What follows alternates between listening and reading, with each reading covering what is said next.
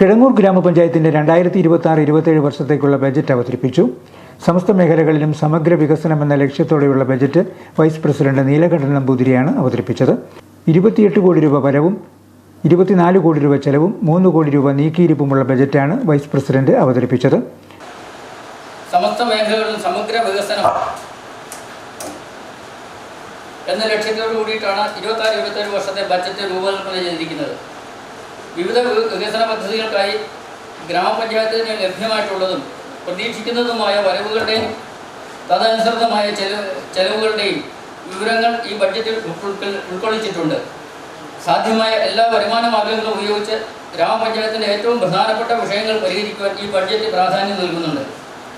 ഈ സാമ്പത്തിക വർഷം പ്രാരംഭ ബാക്കി ഉൾപ്പെടെ ആകെ 27,08,30,091 രൂപയുടെ വരവും 24,33,91,168 രൂപ ചെലവും 2,74,38,923 രൂപ മിച്ചവും കാണിക്കുന്ന ഒരു ബജറ്റാണ് ഇന്ന് നമ്മുടെ ഉള്ളത്.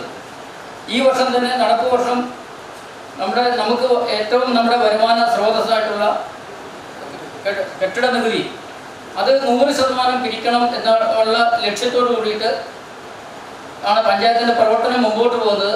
ആ 100% ഫണ്ടും നമുക്ക് ലഭ്യമാകും എന്നുള്ള ഇതിൽ കൂടിയാണ് ബഡ്ജറ്റ് നമ്മൾ ഉൾക്കൊള്ളിച്ചിരിക്കുന്നത്. എല്ലാവർക്കും വീട് എന്ന ലക്ഷ്യവുമായി ലൈഫ് ഭവന പദ്ധതിക്ക് 40 ലക്ഷവും കേന്ദ്ര സർക്കാർ പദ്ധതിയിലെ വിഹിതമായി 10 ലക്ഷവും വീട് നന്നാക്കുന്നതിനായി 24 ലക്ഷം രൂപയും ബജറ്റിൽ വകയിരുത്തിയിട്ടുണ്ട്. റോഡുകൾ ഗതാഗത യോഗ്യമാക്കുന്നതിന് 2 കോടി രൂപ വകയിരുത്തിയിട്ടുണ്ട്. കൃഷി, പാലുൽപാദനം എന്നിവയ്ക്കായി 1 കോടി 10 ലക്ഷം രൂപയാണ് നീക്കിവച്ചിരിക്കുന്നത്. ആരോഗ്യരംഗത്ത് വിവിധ മേഖലകൾക്കായി 42 ലക്ഷം രൂപ വകയിരുത്തിയിട്ടുണ്ട്.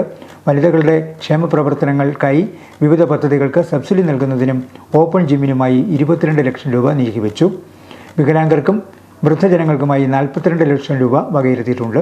കിഴങ്ങൂർ നഗരവും പ്രധാന റോഡുകളും സുന്ദരവും സുരക്ഷിതവുമാക്കുന്ന പദ്ധതിക്ക് 34 ലക്ഷം രൂപയും ഹരിതകർമ്മസേനയ്ക്കും മാലിന്യ നിർമ്മാർജ്ജനത്തിനുമായി 30 ലക്ഷം രൂപയും കുടിവെള്ള പദ്ധതികളുടെ വിപുലീകരണത്തിനായി 21 ലക്ഷം രൂപയും നീക്കിവച്ചിട്ടുണ്ട്. വിദ്യാഭ്യാസ മേഖലയ്ക്കായി 24 ലക്ഷം രൂപയും വകയിരുത്തി. വേലകളി, മാർഗംകളി തുടങ്ങിയ നാടൻ കലകളും അനുഷ്ഠാന കലകളും പ്രോത്സാഹിപ്പിക്കുന്നതിനായി 3 ലക്ഷം രൂപ വകയിരുത്തി. പഞ്ചായത്തിനെ സ്മാർട്ട് പഞ്ചായത്താക്കുന്നതിനായി പൂർണ്ണമായും ഡിജിറ്റലൈസേഷൻ നടത്തുന്നതിനായി 6 ലക്ഷം രൂപയാണ് മാറ്റിവെച്ചിരിക്കുന്നത്.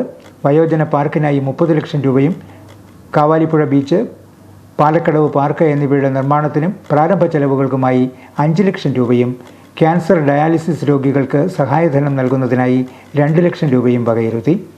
ബജറ്റ് അവതരണ യോഗത്തിൽ പ്രസിഡന്റ് ഗീത സുരേഷ് അധ്യക്ഷയായിരുന്നു. സ്റ്റാൻഡിംഗ് കമ്മിറ്റി ചെയർപേഴ്സൺമാരായ ടീന മാളിയക്കൽ, ബിന്ദു രമേശ്, ആശ ആർ, ആസൂത്രണ സമിതി ഉപാധ്യക്ഷൻ പ്രദീപ് കൂടാരപ്പള്ളി തുടങ്ങിയവർ പ്രസംഗിച്ചു.